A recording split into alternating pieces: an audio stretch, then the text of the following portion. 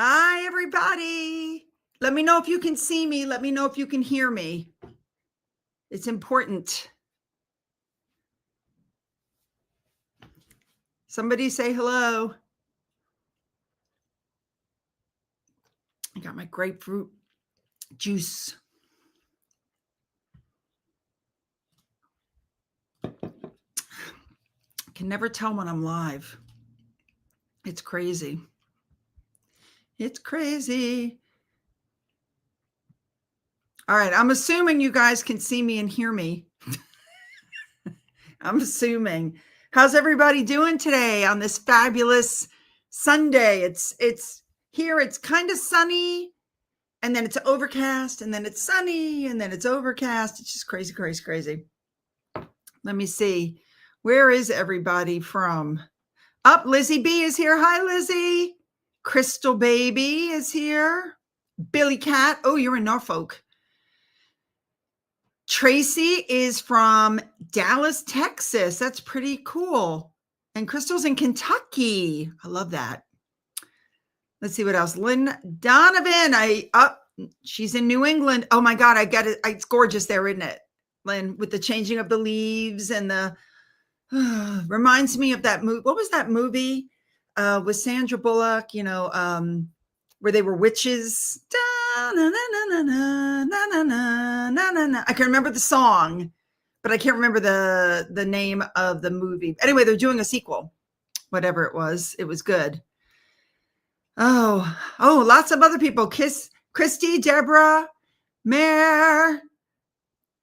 Oh my goodness. Practical Magic. Thank you. Yes, Practical Magic. Ooh, we have somebody from Thailand. Woo! Love that. So I hope everybody is having a fabulous day.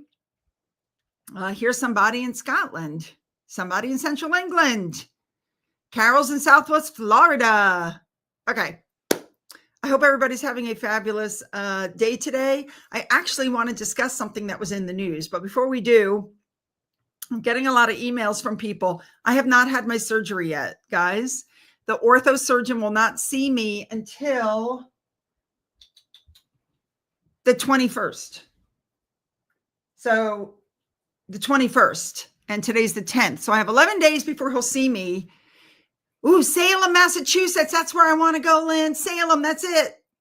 So the surgeon won't see me until the 21st. And then we have to schedule surgery right after that, which hopefully will be in August. We keep your fingers crossed, and we'll go from there. So here's somebody from Israel. Hey, Cecilia.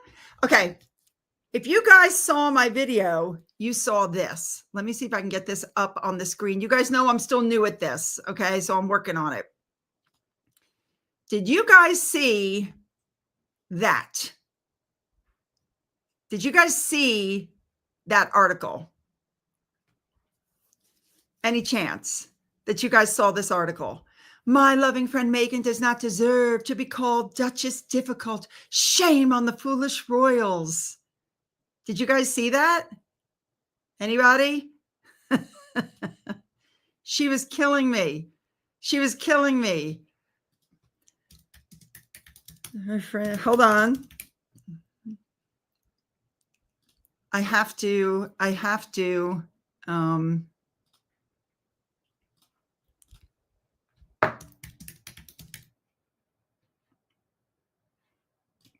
get the article up for you guys. I should have done this beforehand. I apologize.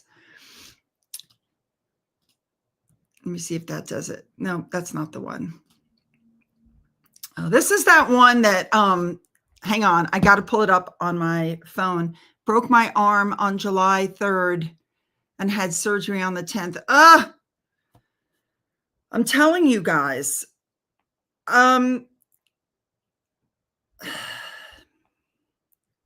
Hold on.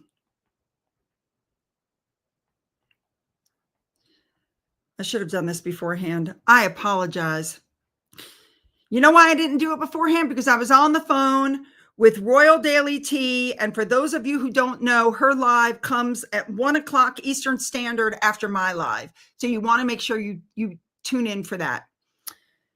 So I just want to tell you, a little bit. Okay. This article really pissed me off. It really made me angry.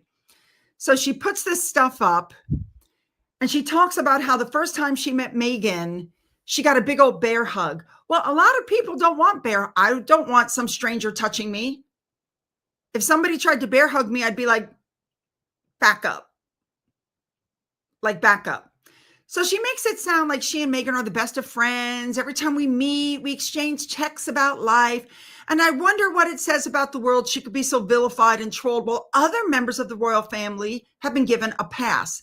We all know what she was talking about. She's talking about Andrew.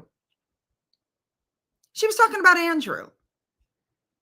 Andrew, who had everything removed from him and has not said a word since. Everything's been removed. He has lived quietly in his home with the press taking pictures of him every time he leaves his house. But he has not attacked his family. He has not said one word against his brother or anybody else. Nothing. It's like, so I get really irritated when this kind of stuff comes on. So she goes on to talk about Prince Andrew. He's got loose morals. He's a perverted animal. He likes to engage in stuff that's even kinky to me. And she starts talking about the extracts from the book. You know, the book that guy is doing is being serialized in the mail. And she talks about, and if that stomach churning association with Epstein wasn't enough, we have now been treated to the full scope of his alleged conduct. So she's attacking Andrew in defense of Megan. Could somebody please explain that to me? How attacking Andrew helps Megan? Because I don't. So here's where she goes. This is the part that really starts to upset me. Somehow Andrew got away with his behavior for decades, while Meghan was branded Duchess difficult the moment she so much as asked the Queen if she might borrow a tiara for her wedding. That's not what happened. She took Eugenie's wedding date and then tried to take Eugenie's tiara, and the Queen informed her that that tiara was already spoken for. But this woman, just like everybody else, she just conveniently ignores it. And let's just ignore the elephant in the room and write nice things. Why is it that people will tolerate all manner of misbehavior from the likes of people like Prince Andrew, but not a woman has the habit of emailing her staff at 5 a.m.? It's not that she was emailing the staff at 5 a.m. It's the fact that she expected the staff to respond immediately, and most of the staff was still sleeping. That's the problem. It's the fact that she would call, it's come out that she would call staff over and over and over again on their time off. They'd be at dinner. The phone would ring 10 times. It was terrible. I know nothing more on the subject, she wrote, but I can tell you now, if my uncle had spent most of his adult life lavishing taxpayers' money on ridiculous luxuries, all while doing business with nefarious characters, I might be baffled by the hostility displayed towards my wife when she simply chose to make a living selling jam and edible flowers. Okay? Can you blame the couple for wanting to escape the prison of royal life, especially given the ridiculing double standards applied to the Duchess of Sussex and Andrew? Okay. She says they wanted to escape royal life. Haven't we heard that? Didn't we hear that? They barely escaped with their mental and physical lives intact. They wanted them dead. Remember, Harry said that in the interview, the royal family wants us dead. Remember that? She finishes up with, this brings me back to Megan. I got to remove this picture because, yeah. Let me put this next one up. She says, this brings me back to Megan and the reports this week that her warm, friendly, hug everyone approach made other members of the royal household uncomfortable. What fools they were for throwing away The marvelous opportunity they had with Meghan. They didn't throw away their opportunity with Meghan. Meghan came in and tried to change everything. Meghan refused to give up her personality. If you guys watched my video, was it yesterday or the day before? You know that British royals wear British designers. She chose to wear French designers and this, and she was merching things. The royals don't do that. That's not what royals do. Shame on anyone who, in light of reading the claims in Andrew Lowney's book, still has the goal to call the Duchess of Sussex the difficult one. This woman pissed me off. Let me tell you something. She is not Meghan's friend. She is the reporter that Meghan has kept on tap for puff pieces. That's what this is. Now, this is where it really gets interesting. One of my subscribers, I wish I could remember who, because I like to give credit where credit is due.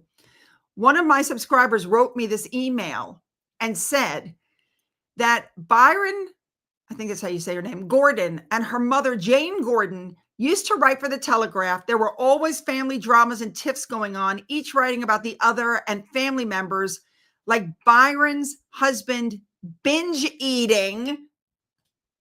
Like what? Wait, let me get the other half. Anxiety, addiction, mental stress, extreme OCD. It was a never-ending story of self-absorption. It wasn't for me. I found her particularly so self-absorbed. There was always something. So personally, I would not consider her judgment or recommendation of anything or anyone relevant. And why the Daily Mail took her on as a question, I could never answer. Okay. So what you have here is another narcissist that Meghan Markle has been able to grab onto. You know what I'm saying? Again, if you watched my video, this woman is saying that the royal family treated Meghan terribly. What was terrible? The 30 million pound wedding? The $1 million she was given in clothing in the first year alone? The royal tours that she went on, where she was allowed to bring her friend Jessica Mulroney, who probably was paid for by the royal family because she was Meghan's stylist? Like, which part was so bad? The part where they wouldn't allow her to just run amok? What was so bad? Somebody tell me what was so freaking bad, because I don't get it. And we have seen pictures of Catherine hugging people, children, elderly. A picture came up and somebody said she never hugs men. She hugged an old teacher of hers that she saw, who's a guy. Guy was in his 50s. She runs up and hugs him. I think Carol is right. I think the greatest crime the royal family committed was telling her no. And now, if you guys remember that show that was out not long ago with the lip reading, you guys remember that? And they caught the fact that Harry and Meghan, like right after the wedding, Meghan was going, tell him now, tell him tonight, tell him now. And Harry was going, you realize that's the end. And Meghan goes, yeah, I realize it. They were planning on leaving from the get-go. And for those of you who have been with me a long time, you know that they also approached Quibi, a now defunct streaming service, to try to get Pearl going. And Quibi said no. And then they ended up with Netflix. All right. Now, I just want to touch on the Netflix things also. But before we do, I need to take a sip, guys. Sorry. No added sugar, sparkling juice. This stuff is amazing, by the way. Netflix, the contract. Stories are coming out saying, and it's so odd, stories are coming out saying, oh, they're airing season 2 of As Love Meghan on the second contract. I'm like, no, they're not. That was already planned, and it's coming out before the contract ends. The contract ends like the end of September. So that's not true. Then they're saying, oh, Meghan has a new contract with Netflix and blah, blah, blah, blah, blah. It's a first look contract. And may I remind you that the Obamas have the same contract. They have the same deal. Okay. And Netflix touted about it. It was out in the media. Guess what? We've got the Obamas. We signed this great first look deal. You don't hear one peep from Netflix, not one sound from Netflix about the first look deal with Harry and Meghan. They're making it sound like it's such a great thing. It's not a great thing. And then the article went on to say, oh, but there's other streaming services. And I'm like, yeah. There's Disney, who won't touch her again with a 10-foot pole. Disney, who said Meghan needs Disney more than Disney needs Meghan. You have Paramount. She spent all that time cultivating that friendship with the CEO of Paramount and his wife, and now he's not CEO of Paramount anymore. And I mean, I got to be honest. Look what's going on. The Spotify contract was canceled. The Lemonada contract was not renewed. It's gone. The Netflix contract is going, and I think that most streaming services and most big businesses figure out that the two of them have nothing to offer. Netflix has squeezed that lemon and has gotten everything out of them that they could possibly get out. There's nothing left. I mean, there's nothing left, in my opinion. So, yeah, Lizzie B pointed out they don't even promote her anymore. And Lizzie Lopez says she flirts with the man she did with Harry. Yeah, she did. She married, we all wondered what was going on with the Queen at that wedding. Why did the Queen look so unhappy? Now we know, because the Queen knew that Meghan really was not in love with Harry. The Queen knew that she was social climbing, but the Queen couldn't stop Harry. So, and now just watch this. Do you think it's true or crap? Which part? Which one do you think is true or crap? The contract? Because I do think they're giving them a first look contract, because let's face it, if they keep them on the hook and then they divorce, Netflix is going to be first up to do the divorce thing with Harry and Meghan. So I'm sure they will do a first look contract. So, yeah. Now, the other thing I wanted to talk about was the list of demands. I'm sure you guys have seen that. I'll be discussing that in my video on Monday, but I'm going to touch on it here. I believe Prince or Philip just got married. Not Philip. Wait a minute, my brain. Harriet Sperling, the nurse, after dating, just got engaged to Peter Phillips. Thank you. And they've only been engaged for like 5 days. Like, they just got engaged, like a skinny minute. They just got engaged. And Harry supposedly is like, well, if I'm going, this is my list of demands. I'm like, first of all, we don't know when that wedding's taking place. It could be taking place 2 years from now. You know what I mean? We don't know when this wedding's going to take place. It's his second wedding. She's a single mom. I'm beginning to wonder if they're not going to do something really small, family only sort of thing. But Harry is under the impression that he's going to be invited. Nobody wants to invite Harry or Meghan to their wedding because she tends to take over and she overshadows the bride and she overshadows everything. We know this. So Harry puts out a list of demands. I want my full security. I want a separate arrival time from William. And I refuse to be in any pictures that William's in. I will not, what did he say? I will not participate in fake PR stuff, blah, blah, blah. This is just like the Duke of Westminster's wedding. William was going to be there. Harry was not invited. Harry spun it that he was invited and he declined. I can assure you, Harry and Meghan were not invited to that wedding. William was an usher. And I don't think that Peter Phillips is going to invite Harry and Meghan to his wedding. I think they're going to want family there, Anne there, the king there. And I don't believe that they're going to risk the other royals not showing up because Harry wants to step foot in the UK and come to the wedding. Don't come to the wedding. Just don't. Say, sorry, this is not an official royal function. You know, Harry, whenever Harry goes back to the UK for an official royal function, he's given full security. But when you go over to visit Wellchild or, stuff that's personal, no, you don't get English security. This is not an official royal anything. This is a family wedding. So they're not going to give, I can assure you, they will not give Harry security. It's not going to happen. So I don't think he'll be invited either, but that's just my personal opinion. Anyway, wait a minute. Let's say Duke of Westminster. Yes, it's the Duke of Westminster.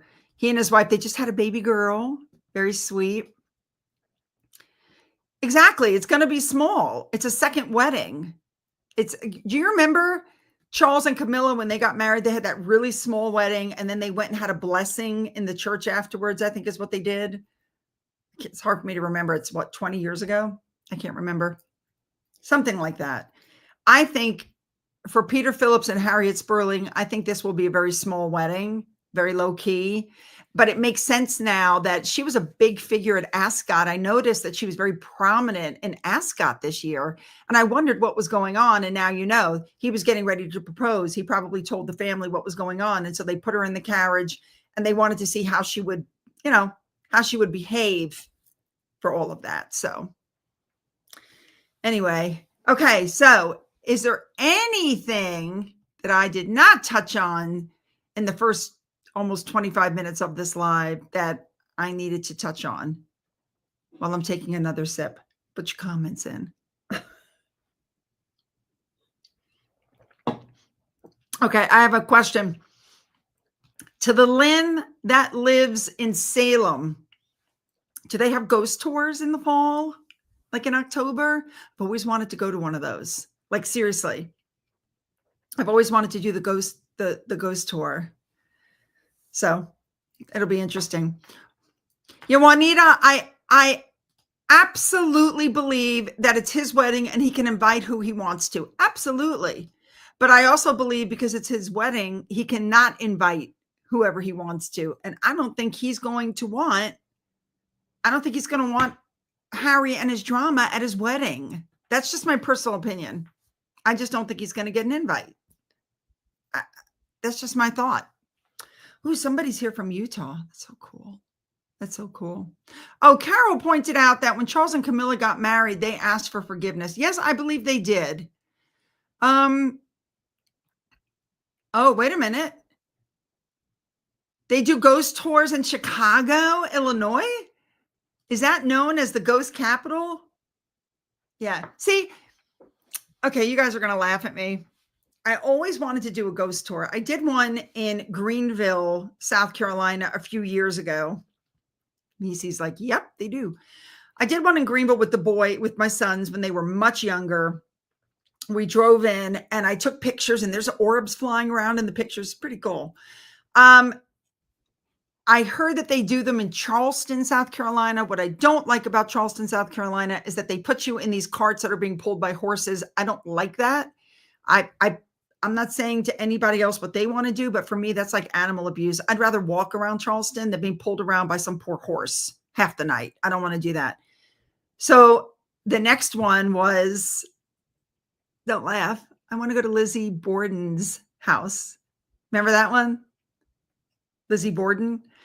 Apparently there's a big ghost tour at Lizzie Borden's house and one in Salem. We have a ghost tour in Australia. Oh, wow. I can't afford to go to Australia. Lynn Donovan, send me an email, please, so I can communicate with you offline. Okay? Send me a email offline. Anyway, yeah, I always wanted to do that. If you do come in September, I will come in September. Well, no, I can't come in September. I'm having surgery. So it might be the end of October. Can you comment on the fake wine stats? 10,000 bottles in 10 minutes. Yes, I can comment on that. I did see the article. It's her team saying that. We sold 10,000 bottles in 10 minutes. If it was going that well, then why can't they sell the rest of it? She's constantly putting up Instagram posts, constantly putting up Instagram stories trying to sell the wine. It's not selling. It's just not selling. Sorry, guys. And if you were watching my video a couple days ago, you know that she changed the corks. Yes, yes, Carol, she still has bottles. She still has corks. The corks, Royal News Network pointed out that most of the wines have the name of the wine on the cork. Hers just said 2023. So the new bottles come out and suddenly it says as ever on the corks. It's crazy. Adrian said she bought those 10. Well, she did buy thousands of copies of The Bench to hand out for sure. That's been proven. So, somebody's from Belgium. Lizzie Borden's house, I'm sure, is going to be very packed. Here's my thing. I would really like to do Salem. I want to go there when the leaves are changing, when it's so beautiful and it's like picturesque. And I would love to see, walk around the town and enjoy the quaint shops, have some nice meals. Unfortunately, since I have a feeling I'm having that surgery, I don't know in September, 3-4 weeks after surgery, if I'm going to be able to fly anywhere. So it may be October. So, and yes, I am aware that Lizzie Borden's house has been turned into a B&B, but I can't. I mean, I want to tour it. I don't think I want to stay in a room where somebody was actually murdered. I can't. I don't want to do that. So, ooh, look. The number of ghosts seen on properties and Magdalen Street. Okay, wait, I'm lost. Where's Magdalen Street? Is that Boston? Is that Salem? Somebody has to tell me where Magdalen Street is. Have you been checking in with Annabelle and her ghost stories on her channel? Fortnite cookies. No, I've had enough of tarot card readers. Sorry. There was one a couple years ago that I used to follow, and I don't follow anymore any tarot card readers. For those of you who were around last year, you know exactly what I'm talking about. I'm done with all that. Ooh, is this real? Oh, Norwich, UK. Wait, the Edinburgh Underground Ghost Tour. Ooh, there's an underground ghost tour in the UK. I call bull. On what do you call bull? Oh, the sales numbers? Yeah, here's the problem with this. Here's the problem, you guys. Her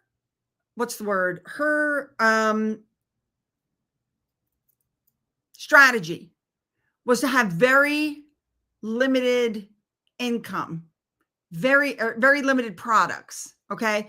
So think about it. If she made 1,000 jars of jam and there's 38 million people in the United States alone, of course, the 1,000 jars would sell out very quickly. But we actually don't know how many jars she had. She's not telling anybody. So we don't know how much jam she had. We don't know how much limited edition, honey she had. What we know is that she's not restocking. That's what we know. She's not restocking anything. That's weird. And so you do realize that in the 2 years since she started as ever, she has had products for a total of, are you ready?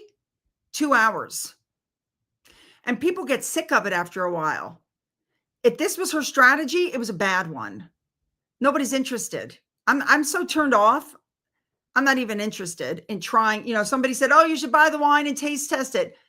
I am not interested in spending $100 and something on 3 bottles of wine that I might hate. And then I'm stuck with them. So I'm not buying her products. Now, other people might. I know that Royal Daily Tea, who don't forget is having her live after this one. Royal Daily Tea ordered the wine and she's ordering some other wine and she's going to taste test. And you guys also know I'm really not a drinker. So I wouldn't be able to taste test anyway, because I know what I like and what I don't. So that wouldn't work for me. The leaf soup. Oh, yeah. 10,000 bottles or 10,000 corks? as ever should be named whatever. Lack of business strategy. I agree. I agree. Now, somebody said bad combination, first year of business. That's true. That's true. Oh, if you go to Salem, you need to book a local room like months ago. Oh, well, I guess I'm not going. Oh, that's for Halloween. I'm not going for Halloween. I'm not going for Halloween. I will go in October as soon as my surgery's passed. But what a wonderful day it will be when I wake up and there's nothing on social media. The reviews say strong birth to threat. Yeah, Nisi, I did a live and with the Sidley, Stephanie and Nancy Sidley and the Royal Daily Tea was there, and I believe Steph was there, and Revealing the Narc, I believe, was there. We had a lot of people on there, and we were going through the reviews. You should have heard the comments when we got to the part where it said, and it burns the back of your throat. It leaves a strange sensation on the back of your throat. I think we all turned red. We all went silent, like somebody say something. I was like, I'm not touching that with a 10-foot pole. Oh my God. Oh, she can't find my email address. Okay. For those of you who want to email me, it is Sue Smith, SUESMITH 1112 or 1112 at yahoo.com. Okay. Sue Smith 1112 at yahoo.com.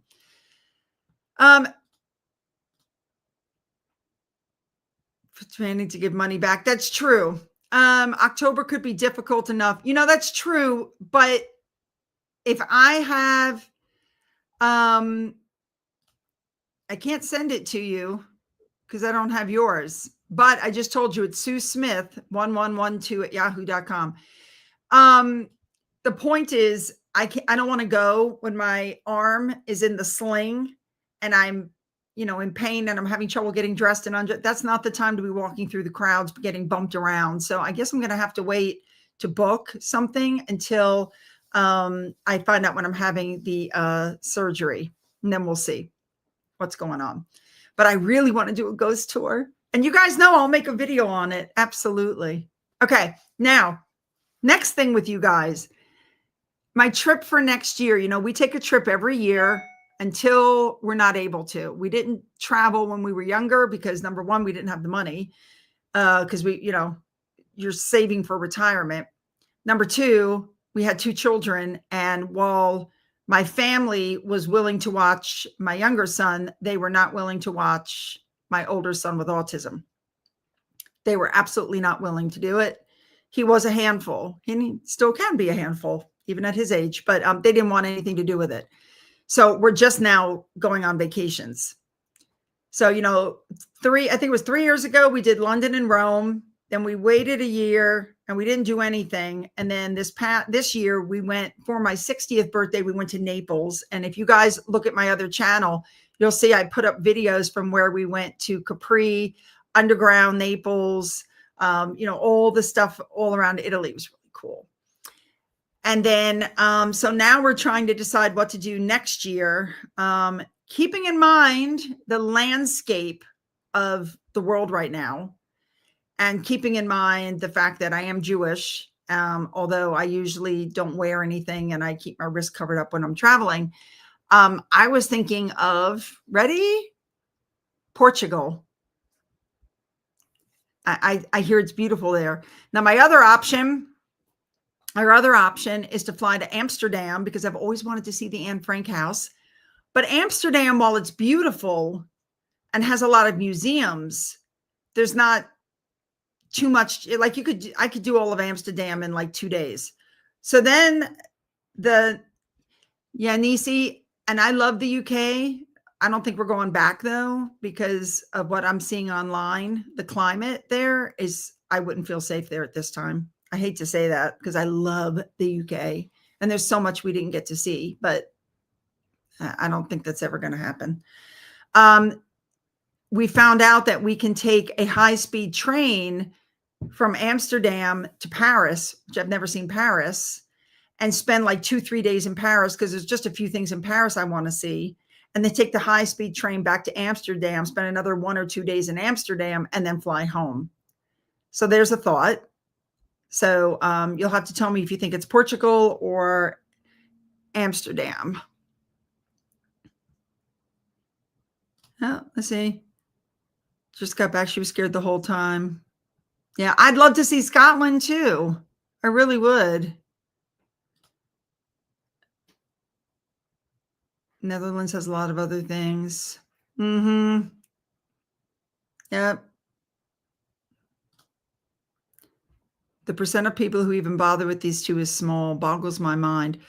I agree. Now, Monday's video, guys, I don't think you guys understand that when I first started my channel, my videos were like 8 minutes long, 7 minutes long. They were small.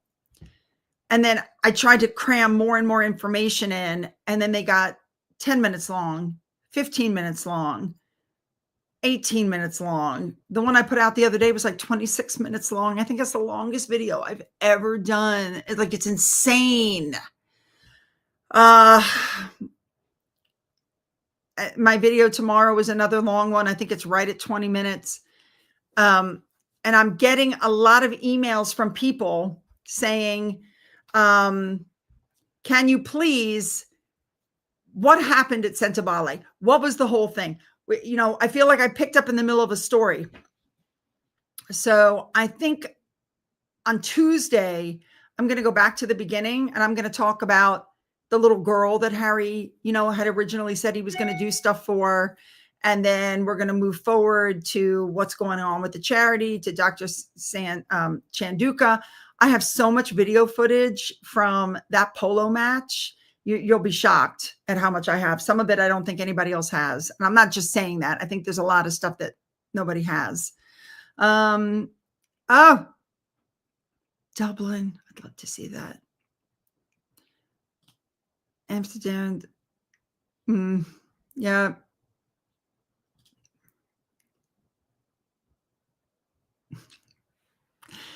Oh my goodness. YouTube for a while there was really suppressing my channel. I used to get 50, 60,000 views. Then it started dropping to 40, then 30, then 20. I finally got in touch with them when I got like 15,000. When I was getting 15,000, I said, what the hell is going on? Oh, things are working as intended is what they said. I'm like, what the hell does that mean? Nobody could. I was like, I would write to them and say, my subscribers are writing to me and saying that they're not being notified and they're being unsubscribed.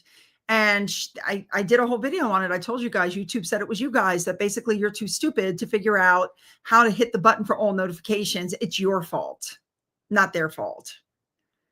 And I wrote to them and said, and why are you unsubscribing my people? We don't unsubscribe. We unsubscribe bots. But yet these are live people writing to me saying, I've just been unsubscribed for like the 4th time. It is what it is. The channel's being suppressed. And I have spoken to them numerous times. There's absolutely nothing I can do about it. I'm coming up on 5 years and I'm not even at 78,000.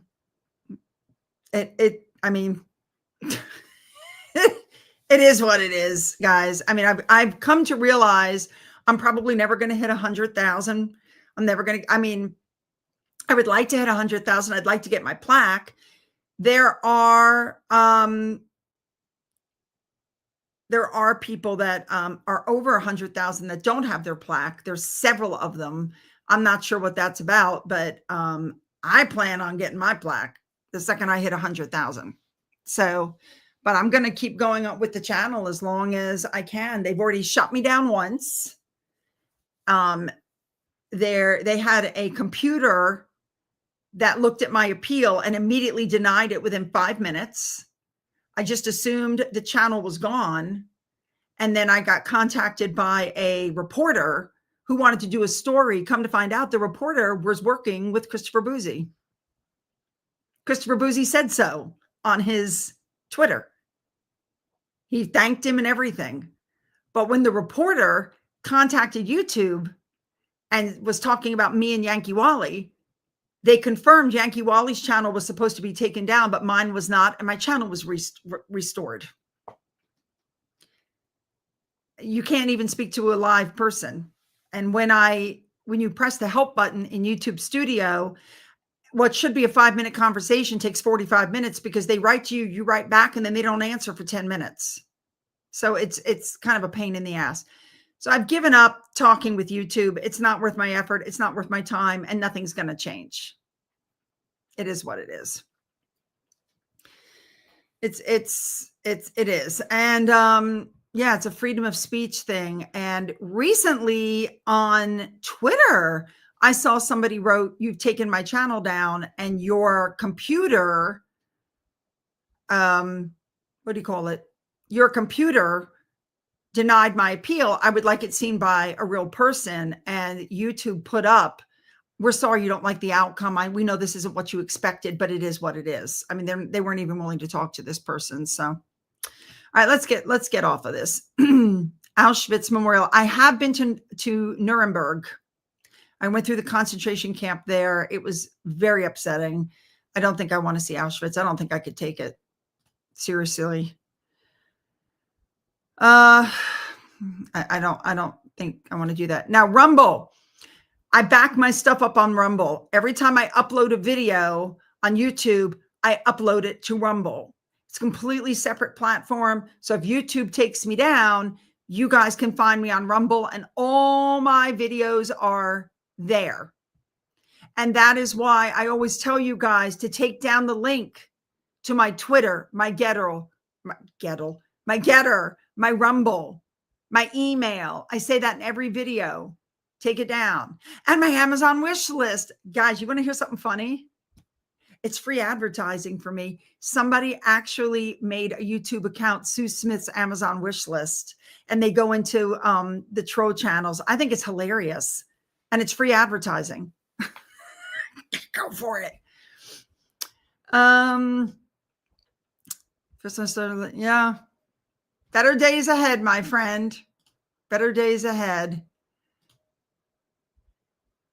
Yes, James, I will be covering that. I found some video of, yes, I have the video of the whole trophy debacle and what she did with Dr. Chanduka, where she wouldn't let her stand next to her. And then I also have video of Meghan elbowing Harry out of the way. We know she likes to elbow people. And then I have video of her controlling him to get him off the stage. And then I have video of Dr. Chanduka. It's the only time that Dr. Chanduka was allowed to interact with Harry without Meghan. And Harry literally took something from Dr. Chanduka and ran to the other side of the stage because I think he didn't want Meghan to be unhappy or upset. So I have all kinds of video. That will all be on Tuesday. But you're going to want to watch tomorrow's video because I'm touching on Invictus and what's going on with Invictus tomorrow, as well as the royal family stuff. So there's a lot. Blair should have more subscribers. Blair should. And yes, Israel is amazing, but I'm not going there right now. I think it's dangerous. YouTube even took down a rescue cat channel reported by trolls for YouTube. Possibly. English, but yep. See, here's the thing about reporting channels to get the channel down. They're supposed to review you have to, when you hit the button for report, it asks you for the timestamp of what you find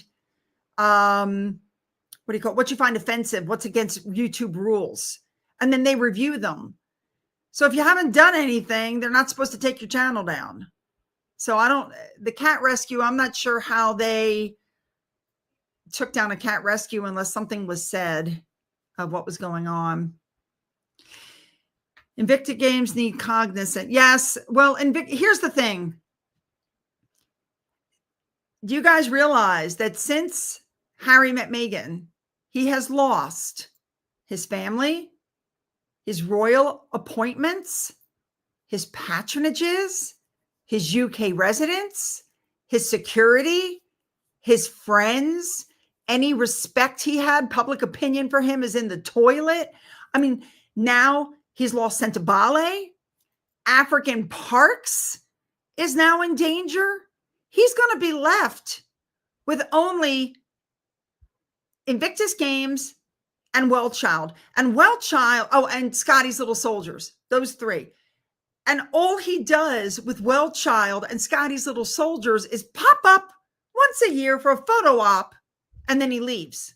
He doesn't do anything with those. And quite frankly, I do give to charity. I will not give a penny to Well Child or Scotty's Little Soldiers as long as you have as your patron a man who fully admits that he uses marijuana, cocaine, magic mushrooms. He's a drug addict. And he admits he's a drug addict and he's still using. And this is who you have as a role model. So any charity that has him as a patron, I don't donate to. I really don't. Most of my money goes donated to animals and the elderly, Meals on Wheels, and the local animal shelter. That's where my money goes. So, well, African Parks, that's a whole nother thing. Now, you're going to, again, I say it again, you're going to want to watch my video tomorrow because I am covering Invictus and what's going on at Invictus. You don't want to miss it. And you know me, anything I say, I bring the video to back it up. I back up anything I say. I don't make wild accusations. I don't just say things. Everything I say is there. It's there. Yep. Now, if I can find it, if you guys will just bear with me for a second, if I can find it, I may have deleted it already. It's possible that I deleted it, and I bet I did. My phone gets clogged up with lots of, my phone gets clogged up with lots of pictures and lots of, what's the word I'm trying to say? Lots of memory gets taken up with my stuff. And the only way that I can keep this phone going is to get rid of the stuff that, is unnecessary. Here it is. I'm going to read this to you. You guys tell me what you think. Ready? Ready? The wounded veterans of Invictus are done. Utterly and irrevocably done. With Harry and that fame-hungry parasite he married. They've seen war. They've faced death. They've dragged their broken bodies through the fire and blood. And now they are expected to play supporting roles in the grotesque theater of two narcissists desperate for applause. Meghan Markle is not a humanitarian. She is a scavenger, circling the sacred with cameras in tow, draped in designer grief and counterfeit empathy. She turns every solemn tribute into a photo opportunity, every scar into a set piece. The woman wouldn't know sacrifice if it bled out in front of her. And as for Harry, he had once earned our respect, but he sold it for a docuseries and a podcast that even Spotify couldn't stomach. He abandoned his regiment, his family, his queen, then came crawling back to every veteran he left behind, hoping their heroism might cover the stench of his cowardice. But the veterans see through him now. He is no brother in arms. He's a cautionary tale.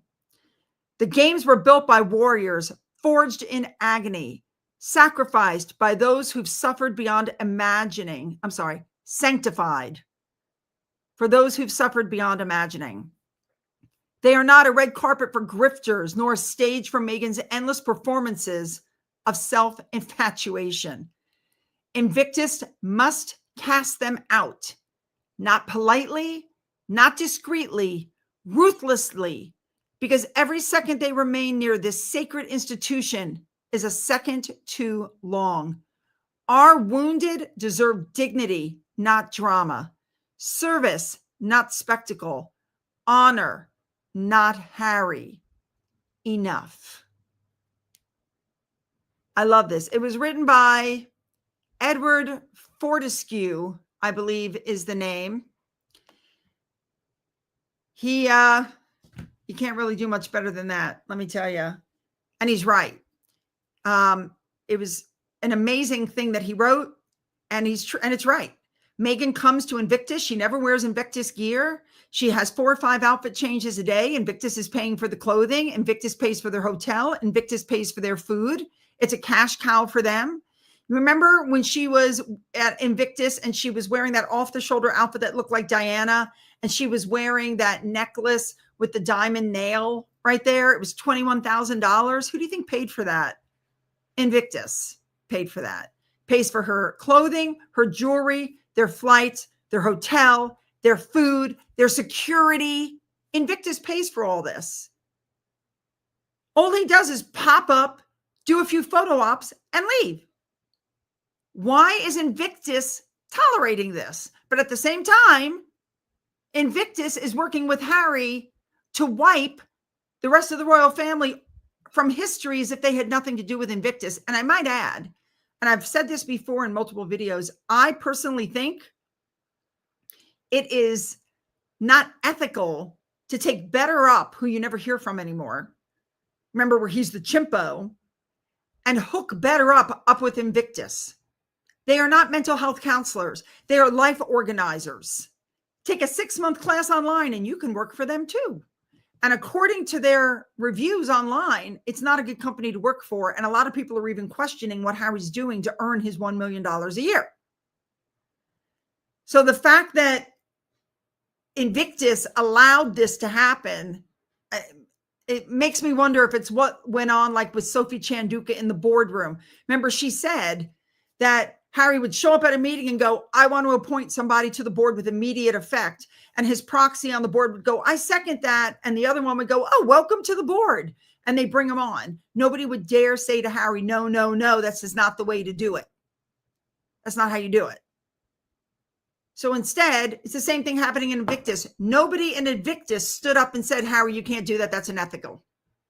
And they allowed it to happen. It's just, you know, enough is enough with him. Her walking in front of them in those shorts where she was dressed like Wallace Simpson was so tasteless. She's injected herself into Harry's. This was Harry's. This was the thing the royal family set up to give Harry something to do, to give him a path, to give him some meaning to his life. They set him up with Invictus. She shows up. Now she's giving speeches. She marches in front of him. She's giving out medals. Who the hell is she? She's nobody. And Harry is being just pushed to the side, and he just doesn't get it. He had everything. He was getting millions a year from his dad. He didn't have any bills. He lived in palaces. He had security. He had everything he could ever want. And he blew it all up for this woman who he's now become the spare to her. That's very obvious.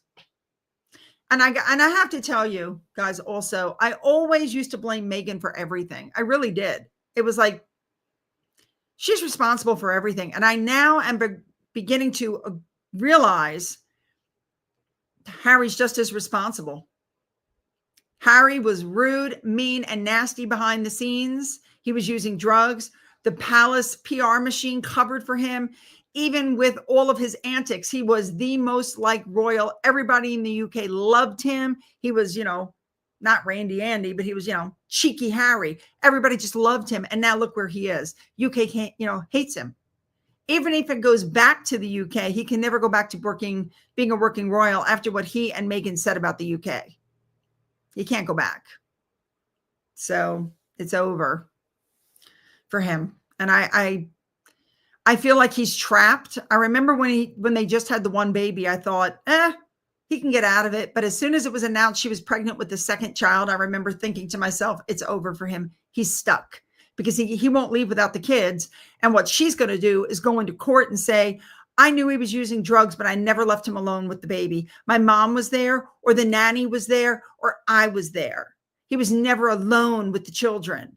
And now that we're divorcing, he's going to be alone with the children. And I think he's dangerous. Read his book. You get it? I mean, she's got him so screwed. It's unbelievable. Unbelievable. And yeah, now, good point. Good point. The institutions was racist. It was like living in a fishbowl. It was horrible. We barely escaped with our lives, but yet he wants to go back.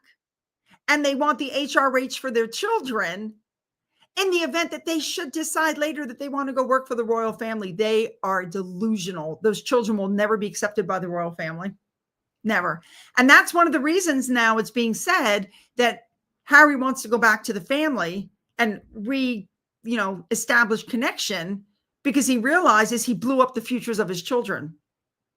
Archewell isn't doing well. The Royal Foundation plus Earthshot made 35 million pounds last year.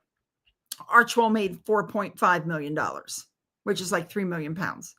They're not bringing in the money like the Royal Foundation. They're not doing well at all. And they're losing all their deals, and they're losing their patronages.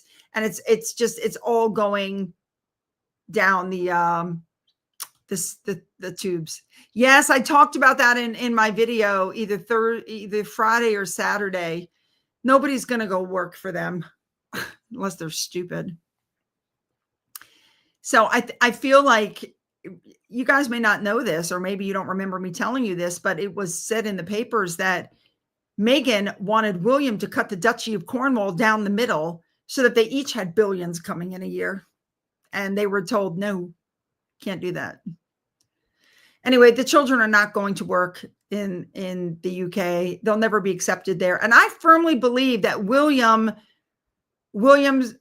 going to do something. Will he take their titles? No. Well, maybe he will. He can remove them from the line of succession. I think that would be the safest thing to do, to say, you want it out. You've done nothing but attack the family. You play the victim. You really want out. I'm going to give you what you want. You're out. This is what you wanted. You wanted to escape. We're horrible people. You're out. We're done. You are no longer Prince Harry. You are now Harry Mountbatten Windsor. Your children are Harry Mountbatten Windsor, or Lily and Archie Mountbatten Windsor. You no longer have the title of prince. You no longer have the dukedom. You are no longer in the line of succession. You are out. Your children are out. You no longer have an HRH. Your children don't have an HRH. You have nothing. You're just a branch of the family tree that moved to the United States. And he's already blown through all of Diana's money. And, I've talked to you guys before about how much money they've made through the years. Everybody's like, they made $100 million. No, they didn't. They made 20 million from Spotify. I'm sorry. They made 20 million from the Spare. She made 1 million from the Bench. That's 21. They made 2 million from Spotify. That's 23. He made about 3 million, I guess, from Better Up, for 1 million a year. That's 26 million. And then they made probably about 40 million from Netflix. So that's 66 million before you hit the American taxes of 37%. And because he is a UK resident, guess what? He's got to pay taxes in the UK as well. So I think they probably ended up with probably about 35 million. Now you think that you and I could live on that forever and ever. Amen. But you've got to realize that they need 4 million a year for security. They need like 700,000 or 800,000 a year to pay for the mortgage and all of the staff, the maid, the cook, the gardener, the Welch, the beekeeper. I mean, they need like 5 million a year to keep they have a billionaire lifestyle on a millionaire budget.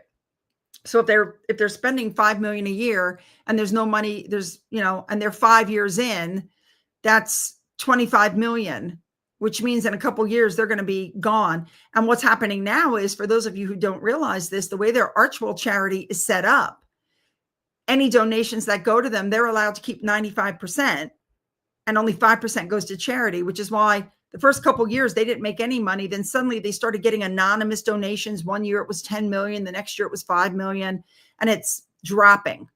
It's dropping dramatically how much money they're bringing in, because people realize it's a scam. They're tragedy tourists. And they don't really give out. They give 250,000 here, 50,000 there, and the money they give out is not their money. It's not their money. It's the money that belongs. Is the money that's given to them from other people, and then they run around collecting awards, talking about how philanthropic they are. Now, sorry, my nose is itching. Let me say one more thing to you guys before I go. And for those of you who may not know, Popcorn Palace, Andy Signor, did a documentary called With Hate, Meghan. It's I think he's working on selling it to a streaming service, so it's probably gonna blow up. If you would like to see it, at the end of this podcast, I'm going to put the link for it in the description box.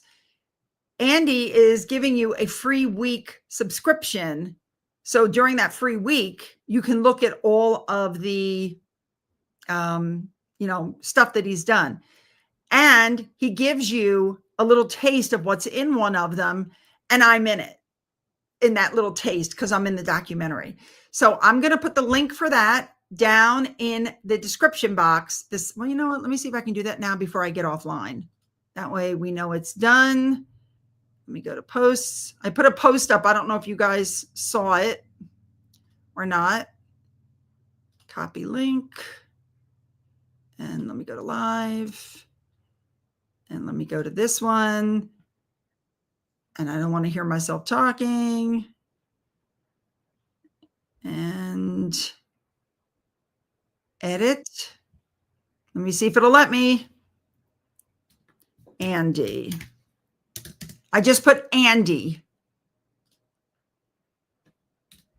And I put the link in. Let me see what happens if I can't do it from here. But I'm assuming that if you guys click that link, you'll be able to see.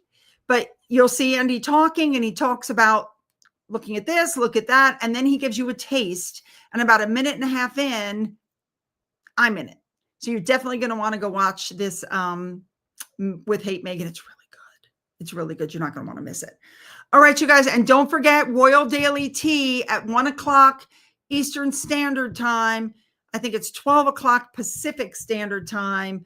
And you're not going to want to miss her live also. And then after her, the next one after her, I think, is the Sidleys. I'm not sure. We're all talking because all of us don't want to encroach on each other's time. So, all right, you guys, I hope you have a fabulous, safe Sunday, and I'll see everybody tomorrow. You don't want to miss it. Don't forget to click on that link for Andy. Have a great day.